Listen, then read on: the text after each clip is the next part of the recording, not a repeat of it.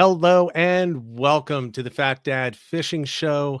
My name is Rich Natoli, the host of this returning show, and it is good to be back. It's been quite a while since I've been doing really anything with fishing, and certainly the podcast and live stream. It's been quite a long time. So happy to be back today at the last day of March in 2025. So this episode is going to be kind of like the reintroduction of the Fat Dad Fishing Show to everybody. Just kind of like a reconnection with people. I've been gone and out of touch. Want to let people know what's been going on, what the view and the vision is for moving forward with the show, just so everyone's on the same page. And yeah, there's a lot that's been going on the past couple of years. So so I'm just going to kind of roll right into it because we do have Paul from Great Bay Outfitters that's going to be on, and we're going to talk a little bit about fishing. But I want to make sure that I think I owe people kind of an explanation for everything that's going on in the past really year plus. So I'm going to roll into that real quick. So let me just start off with this. So there was a time where all I did for fishing was the Fat Dad Fishing Channel and show, and that changed a little while ago when I was then hired by Salt Strong to be one of their fishing coaches and represent the Northeast, excuse me, the Northeast and Mid Atlantic. And that just did not work out the way that I had hoped. I'm focused on the Mid Atlantic and Northeast, and I need to make sure that if I'm doing something, that's what we're focused on. And I'm not as interested in Florida fishing. I like fishing in Florida, like North Carolina, Virginia, and all those. Actually, I'll say Virginia, I consider mid-Atlantic, but I was spending a lot of time doing that stuff. And I just really want to stick with something that was committed towards the area that I fish and the people that I fish with and the businesses that I support. And I wasn't really getting the feeling that that was going to happen with Salt Strong. So that was part of the reason of moving on from there. So after that, we made a brief comeback, and Ed and I were on and we were doing episodes. We were ready to roll into a great year last year. And for those that are unaware, I ended up getting diagnosed with cancer. And my entire 2024 was really just going through all of the treatments, the surgeries, the radiation, the chemo, all of that stuff. And quite frankly, I was in no physical shape to be doing any fishing at all. I really didn't do any.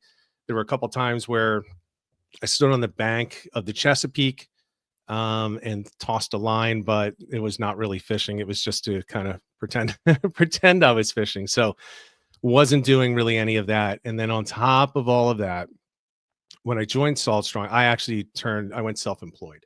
So on top of all that, you can imagine that my focus was not just on the treatments, but also I got to keep my business rolling. I'm in real estate, as you saw in the intro for the live stream podcast. You don't see that, but I'm self-employed. So, all those bills then come directly back on me. I'm not jumping on insurance with a company anymore. So lots of things that I had to focus on, but talking to people like Paul, who again will be on in a minute, and a bunch of other folks kind of determined I want to do this. Really miss seeing everybody in the interactions and everything. So wanted to come back and do it. I talked to Paul, and Paul said, "Hey, I'll sponsor the show." So Great Bay Outfitters is our sponsor, along with my real estate business. So that's where I've been. I am, as far as I know, I am cancer free at this point, and I feel pretty good. I lost a lot of weight. I'm a not so fat dad fishing right now. I'm down almost 60 pounds. Not 100% recovered, but I'm going to be on the water this year. I'm going to be on a lot. So, yeah, so I'm going to get back to the normal content. We're going to get back to normal-ish shows. Just keep in mind, I am a realtor. So, if something comes up at night and I have a client that needs something, we may have to reschedule from now and then, just to make sure that I get everything done for my clients. They have to come first. It should come first, as I'm sure all of you agree, but then we'll get to the fun stuff after, and we'll just reschedule shows if necessary. But typically a Monday night is a free night for real estate. So really, really looking forward to that. I do want to make a couple of other comments. And it goes back to, the past year for me. So the one thing I do want to say that I am very grateful to the people. Some are, I can see in the chat. Hello to everybody in the chat. Just a couple of people that are really just an example, and this is not a comprehensive list, but if you've never had or been close to somebody that has a cancer, a head and neck cancer, it's really, really hard to go through the treatments. It's just brutal. And there were people from this channel, many of which that I've never even met in person, that were sending me regular texts, reaching out, seeing how I was doing. That meant a lot to me. So I really do appreciate that. People, and people that I know and have met in person. George Bucci's one, Bayside Dave. Just getting a text from Bayside Dave was pretty cool. He would check in every once in a while. Don Mace, Eric Hess, Paul, Bill Deekhouse, Steve Duda, Carl Ward. And there's one that I do want to mention, specifically Kevin Driscoll. He was there the entire time texting me, and, Kevin and I aren't hanging out a lot, but he was always texting me and just checking in to see how I was doing, try to keep my head in the right space. And I just want to let everyone know that Kevin, who's been with, in the background of this show, watching and supporting it since the very beginning, he just found out that he was diagnosed with cancer. So there is a GoFundMe for him. And I'll tell you right now, as I mentioned before, it is extremely expensive for people that are going through it. So if you can, let me see if I can get this shared up here.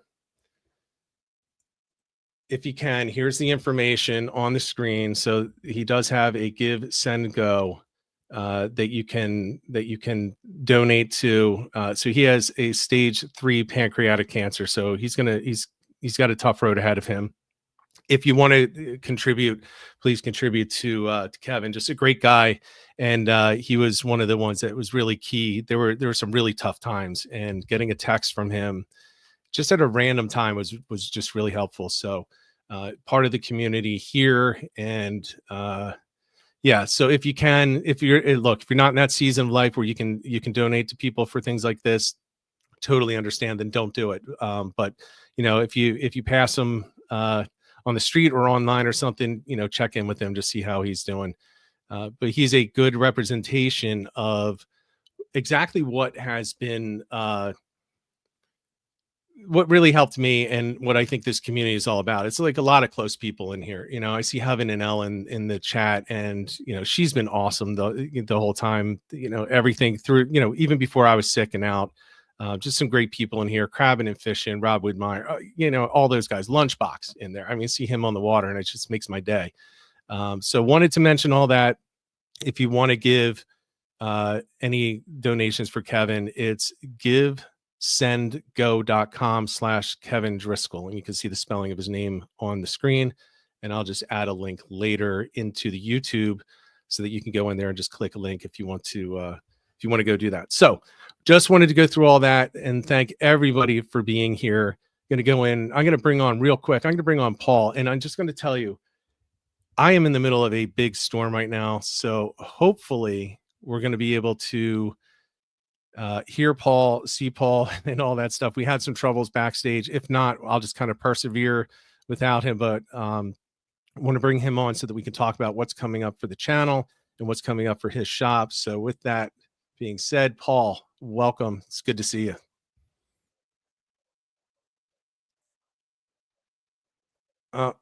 No, it's not working. Hey, good to see you, buddy. Good to hear your voice. Good to see your face. Glad you're doing better. Here's to you, brother.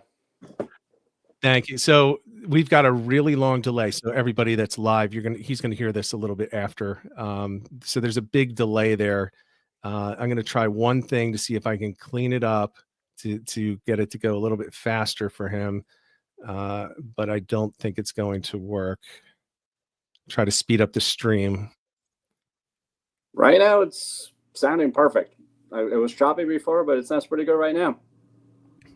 Okay. All right. So you're a bit behind me, but let's see what we can do. So I'm going to give the update. So what's coming up for the channel is it's going to be back to doing streams and podcasts. I'm going to try to do it on a weekly basis. And the one thing that you guys notice is that Ed is not here. Ed is not. He's got things going on that he just can't commit to doing this. He's got a business that he started that is really taking off, so he's really focused on that. So Ed is not here. Ed will be back and forth from time to time. But yeah, as of right now, he is not here. So we'll see what happens with that, with Ed coming back on, so on and so forth. And it's telling me that we're losing the stream. Hold on one sec. Yeah, we may have lost the stream here.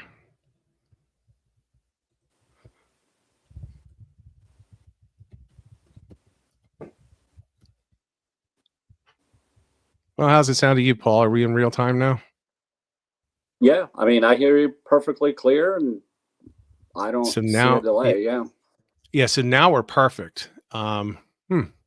Okay. So now they can see. All right. So they can still see us and hear us. So that's good. So yeah, I guess this storm is really messing with things, but we're good. So, okay. So that's going to be the format. So unfortunately, Ed is not in full time, but I'm going to see what I can do to kind of pull him back in and get him involved. Cause I know that there's a lot of people that were big fans of Ed and like seeing what he had to say and so forth. So, and I'm one of them.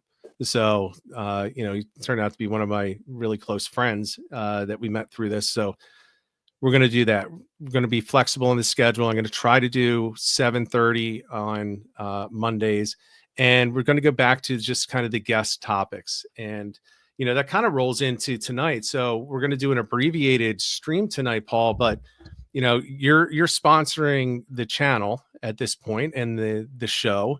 And for those that are unaware, your shop is the only shop that I go to when it comes to kayak fishing stuff. So it kind of makes sense because I'm going there anyway. Yeah, and I've been coming pushed since people there. That's awesome. Yeah, I mean, I've told people, I've sent people there, and they bought kayaks and everything. So it's just a perfect partnership, I think. So you want to give people a quick kind of overview of the shop and what you have going on there, because you've had some big changes recently. Yeah. So I always appreciate you, Rich, because you literally came in on the first day that I opened and supported the shop from day one. So thank you again. You've been really helpful in supporting the shop. But yeah, we've had so much going on. A lot of good stuff, exciting stuff. We're going into our third year. And in my second year, we became the number one dealer in New Jersey for Old Town. We are really zooming along with this. Our sales this year so far are almost 300% year over year. I picked up a couple of new brands, Bonafide and Native and Hurricane. So I'm really excited. There's good stuff going on. Put together a pretty solid, or still putting together a pretty solid pro staff team. I have Joe from 609 Fishing. I have Steve Reynolds, who is on another national pro team. I'm working on another guy that's he's actually on the Old Town National pro staff team. So I'm really excited. There's just great energy. I feel good. The shop's been doing well. I'm really excited about picking up Native and Bonafide, another product that's made in the U.S. I think it doesn't completely overlap Old Town, which is good. There are some kayaks that Old Town just doesn't carry, and nobody should read into this because I love Old Town. I will continue to carry it, and it's a great brand. But it was just time to just offer more. I've been getting phone calls about the kayaks that are under the Big Adventures umbrella, and it was just time to add them. And I think it's a great move. They have great dealer support, and I really look forward to getting the new products. They're shipping on April 9th, so I should have a whole bunch of new stuff in the shop. I guess by the 12th or 15th of April. That's great. Yeah, I think they fill a gap too. Like Old Town is great. Everyone knows I'm an Old Town guy, but um, they don't. There is a gap between different models of Old Town, and those brands offer some great alternatives. And I'll tell you this: my wife has been talking about getting a pedal kayak and going out, with me from time to time. Um, and I'm not going to get her an Old Town. I mean, I'm going to get her a big water. She doesn't need a big water. Right. So, but the other ones, they're great products, but they're also not necessarily at that price point, which is awesome. I mean, I think I was telling you that I tried the Hobie first before I got my kayak, and I just didn't like the motion of the pedals. And it was between, I almost got one of those. That was my second choice after the Old Town. So I Yeah. definitely like them, and I spent some time on the water with them. They're good rigs to have. And Elle is mentioning she's, after years of saying she'll never get in a kayak and go kayak fishing, she's considering it. I would say, if you're like Elle, go by when these are in stock, and I'm hoping you'll have some that you can get on the water so people can pedal around in the, yeah, Yeah. just get on the Yeah. We're water with them. actually, we're installing docks in the back of the shop, so we'll be doing demos and rentals right out of the back of the shop. So that's like a late April deliverable. I actually became a Snapback dealer, so I'll be selling the docks that are going to be in the back of the shop. So I'm looking forward to this. Like you said, it fills a void, and also, different price point. Display LTEs, a lightweight boat. I often have anglers coming in and asking, who are car topping and asking for lighter boats. Old Town it's a beefy hull, and it's got some weight to it. So I think the Slayer, it's a 10-foot really light boat, not fully assembled, fully rigged. It's like 85 pounds. So Yeah. I think we're not going to step on each other's toes. These are complementing products.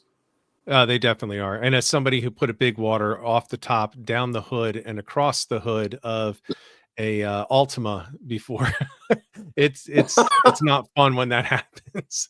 And it was after I took it out of the water, so it had sand all over it, so I had all the scratches going down. It was not a good situation. Um, yeah, it would have been nice to have saved 20 or 30 pounds throwing it up there. That's a big People boat. talk about old man strength. That old man strength didn't help me there. It just went up and straight down the front off the hood. So yeah, not good, not good. So yeah, so that's great. And just so you know, I do plan on we are going to rent from you when we're down in Brigantine for a week in July. We're going to rent one from you, whatever you have available. So I'll be in there for that. But I'm going to be in there before that because, and we're going to talk a little bit about this now. We've got fishing just about to get kicked off. And while I have not hit the water yet, um, man, I'm looking forward to it. And I'm not feeling too bad because I'm not seeing a ton of striped bass being caught. Paul, have you been out on the water yet this summer? Oh man.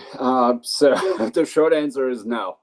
I'm getting tons of reports. Cool thing about this shop is you make personal relationships with customers, and they feed you all this intel. Yeah. And so I can tell you, like, the striper action in our neck of the woods on Great Bay has been really good recently. My buddy Nick actually caught a black drum already. He was fishing for Wow. bass, and yeah, on a bloodworm out of all things. So yeah, I'm looking for a trip possibly on Friday. I know where these guys are hanging out. This is my it's on my list. Like, I have to catch a black drum from a kayak this year. And what he caught was, a 30-pound fish. So it wasn't small That's a by decent one. yeah, yeah. The full moon will push them in, and I think last year we had a very good black drum bite in Gray Bay. So perch fishing was great. Then it kind of fell off. Then it picked up again in the Mullica and Bass River. So I just, like, kind of life gets in the way. And as much as I'd love to put a kayak in the water, I just haven't been able to. But I'm really hoping that on Friday The wind right now it's blowing hard, so I think on Friday the wind's supposed to lay down, but most of the week is a blowout. So I'm keeping my fingers crossed that I'll be able to put my EPDL in the water and do some bass and drum fishing. That makes me jealous. The EPDL. Oh my god. That's definitely on my list of boats to get going forward, because that thing is, I already love the hull, and Yep. that assist, man, that's got to be. And the way that you've talked about it, I just feel like I got to work on getting one of those this year. Yeah, it's a great boat, and I agree with you on the whole. It's I got caught in some unfavorable conditions on Great Bay last May, I believe. It was just wind picked up, and it was wind against tide, and man, she just ate it. I mean, I don't think I even backed off of level 5 on cruise control, and she did fine. I'm super impressed with the hull. That's awesome. Yeah, I could use a little bit of that. I figure I'm at about, I kind of determined it from what I'm doing now physically versus what I used to do. And for being a former fat guy, I actually, I could run distance, and I would walk like 5 miles a day with no problem at all. My step goals was in the 20,000s. And I would do it Wow. like, probably 4 out of the 7 days a week. And the other days is because I was busy working. I couldn't get them in. I'm about 70% there. That's the best. So any assist that I can get, I think is just going to help. I've lost so much muscle. I've got to like work back to it and everything. But man, that just a great boat, right? I mean, Yep. the hull is great. It's got amazing secondary stability. It's Yes. maybe not the best for standing. The primary stability isn't really what it's there for. But when you talk about an area like Great Bay, it's not just a bay. There's some wicked currents in there because you got a lot of Absolutely. shoaling. You've got a lot. And that's the type of boat that's going to eat it up. You put a 120 out there, and yeah, you can stand and walk around on it, but it's going to plow a little bit more than slice through that water. And Absolutely. yeah, that hull is it's just made for, and the native hulls, they've got some great hulls for that type, the great secondary stability too, which is what I go for. That's what I like in a boat. So yeah, I plan on trying that out. But man, the drum talk, I've tried drum in the bay, and I've always, you drive down there for me, and you drive a couple hours, and like I'm hitting the water no matter what. And when I went for drum, I only went for drum. I didn't have any other gear. I was like, I'm going to make it happen, which was stupid because it was not drum conditions. So here I am right at the mouth of the Mullica. And I'm just getting blown all over the place. And I was like, I can't anchor because it's dangerous. So Yeah. I'm trying to like pedal in and try to stay, in one spot. It was the most exhausting day I've ever had. And then I went further back, and it just wasn't a good day for it. But I insist I haven't gotten a black drum on a kayak yet. I've only ever gotten them in boats. Yeah, neither have I. This is why it's so like it's on top of my list right now. I'm hell bent on getting a nice drum and from a kayak this year. And last year we had a good bite, and a couple of my buddies got them, and they're here already. I just felt like it was a little early in the year Yeah. for them to be here already, but I'll take it. I Yeah. think Bay is going to be another great spot. So let's go. Yeah, people always say it's like, when the dogwoods bloom and whatever, Right. the moss is on this side, whatever it is, all the little sayings. And I think it's like a lot of things. It's just that's what it probably was, that's when it coincided with when people put their boats back in the day. Yeah. They Yeah. hadn't launched their boats, so of course there weren't any drum there. Of course the bluefish weren't biting. Of course there weren't any fluke. Well, their Right. boat was sitting in the driveway. Right. It wasn't in the dock now. So I wonder if there's some of that going on. I mean, like, for example, fluke. People are like, no, I don't want the early seasons, start it later because they're not in. I was catching fluke in February last year, Yeah. or not last year, 2 years ago. I was catching fluke in February, and February and March. And when I was perch fishing, I Yep. was like, they are there. They're not Yep. as active, but there's going to be a decent amount there. But it sounds like, all right, so you're good for right now for striped bass. You're going to Yes. be heading out for the drum fish. Now, are you going to target them early, or are you just now really excited to go when it gets a little bit warmer? No, I'm going to target them now. I know Yeah. they're there. I know where they are. I talked to a couple of guys next door, and th- there are some just consistent spots in Great Bay where you can find them. So I'm going to make it a point to go out there and I lived on Raritan Bay for over 20 years. If I don't catch another striped bass for the rest of my life, I'm fine. Yeah. Yeah. But I've yet to catch a black drum from a kayak, so that's a goal.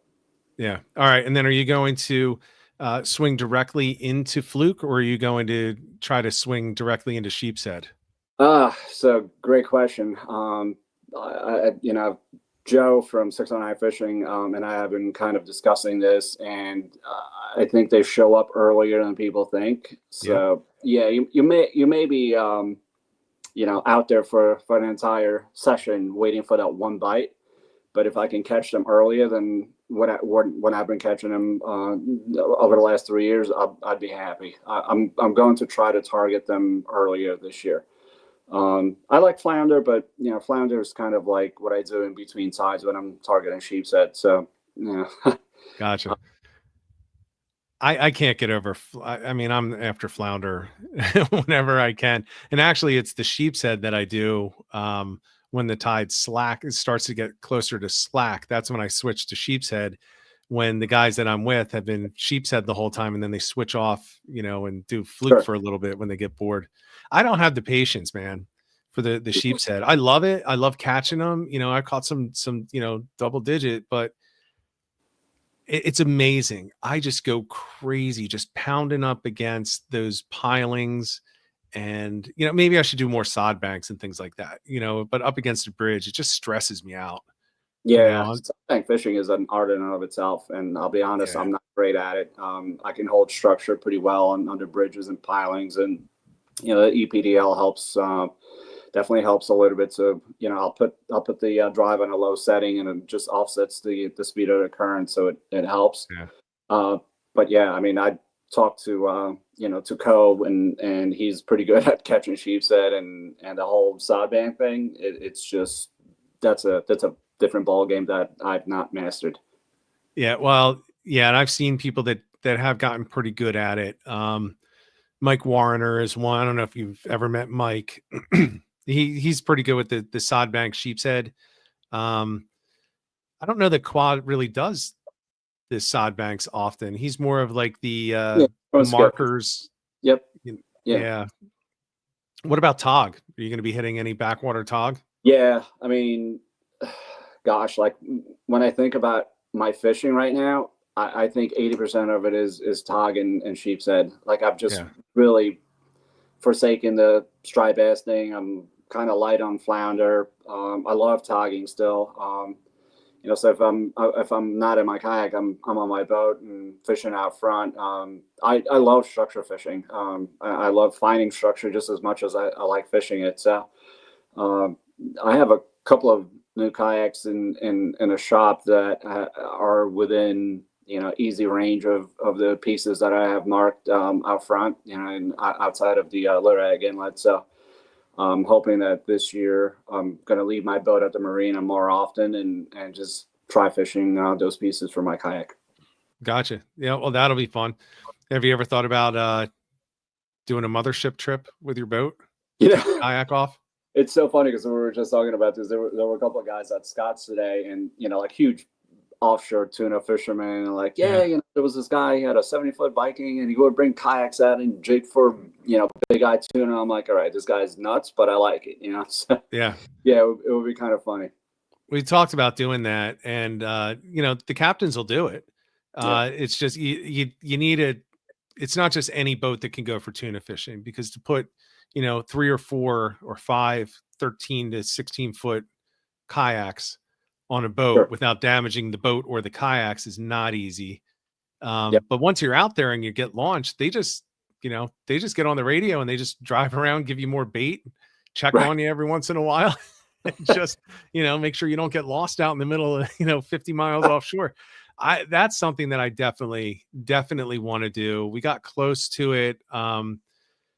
I got close to it with the guy about a year. It wasn't last year, it was a year before, but we just determined that he just didn't have enough room on the bow Yeah. for the kayaks, and it would be too expensive because you have to pay for the tuna trip. Sure. Yep. Right. So they don't care if you pay there. They don't care what you do. You know, for the most part, they're like, I don't care. Like, you could swim in an inner tube for all I care. Just as long as you pay me, I'll go out there and I'll hang out with you. And we just determined like it was going to be too expensive because we could only get 2 or 3. And, you know, that's a lot of money for just a 1-day trip, you know.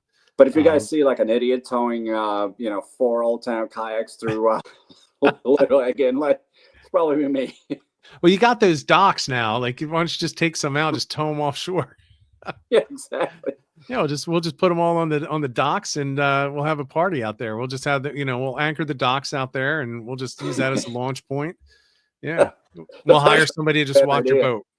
It may take hire a captain, but to tow them out, but it's not a bad idea. Yeah, I personally do like taking the kayak out front.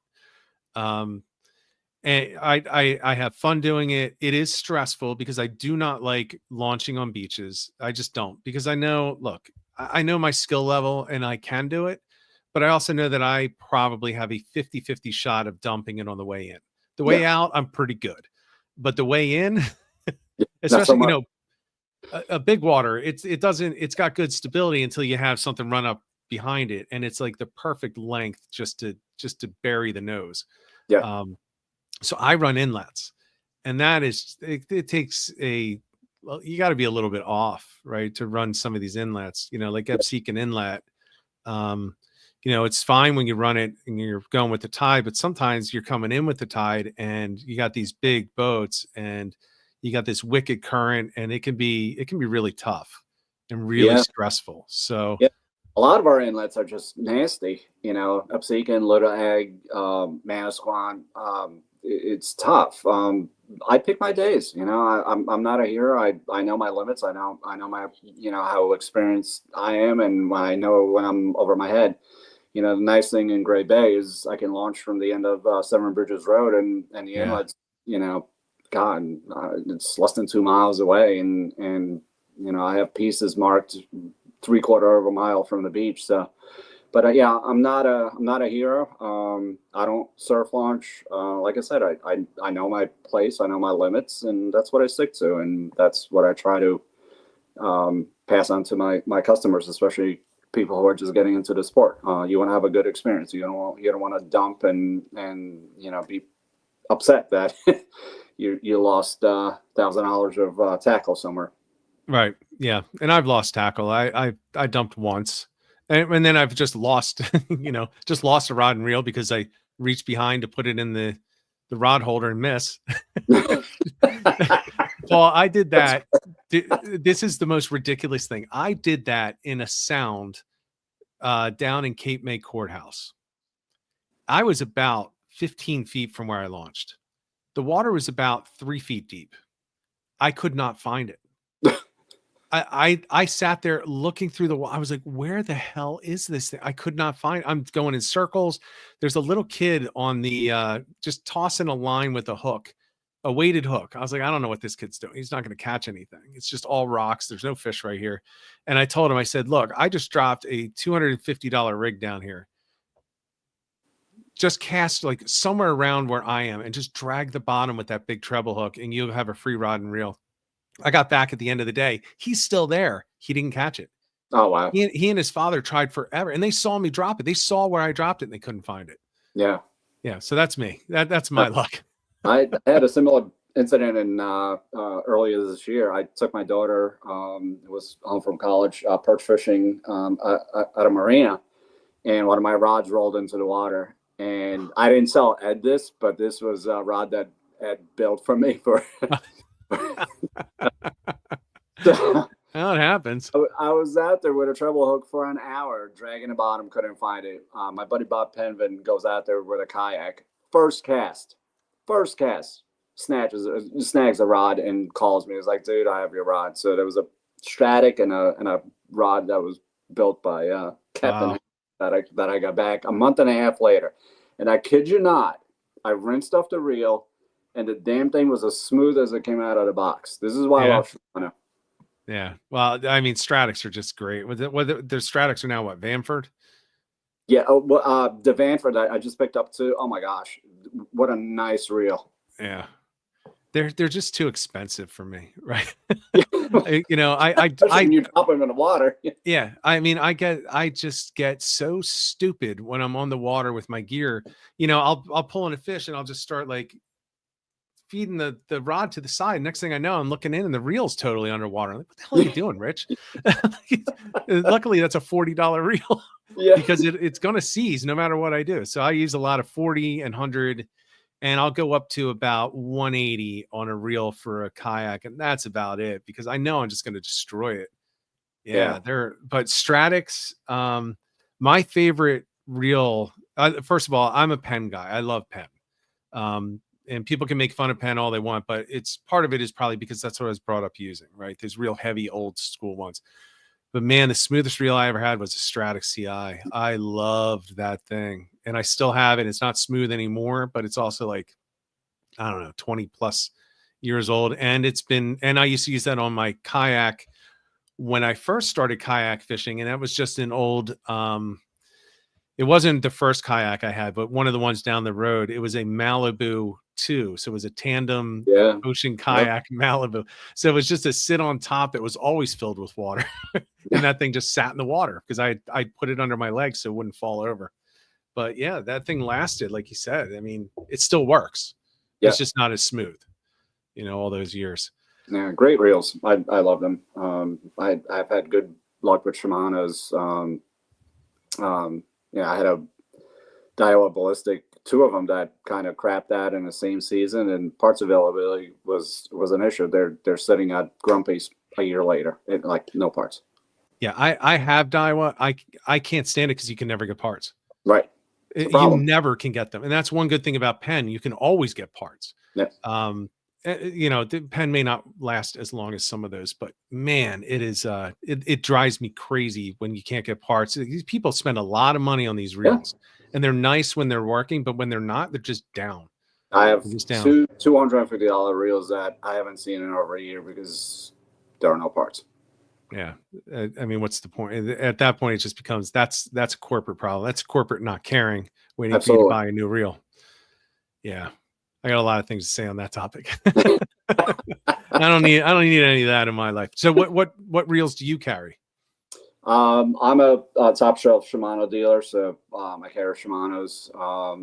You know, I'm been a fan of Penn as well. Like I love Penn, Fathom, Squall.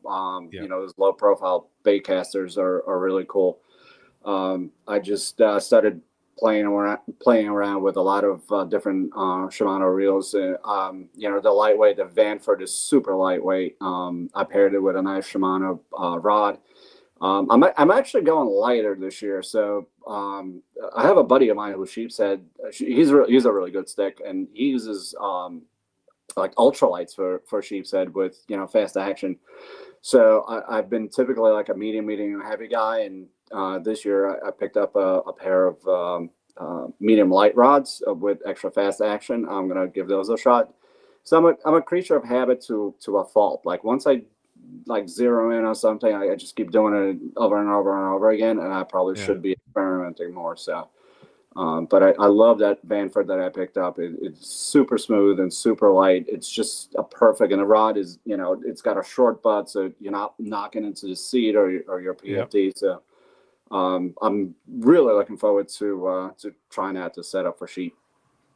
Well, I want to tag along with you one of these times. I won't be able to keep up with that EPDL, but you can laugh at me as you pass.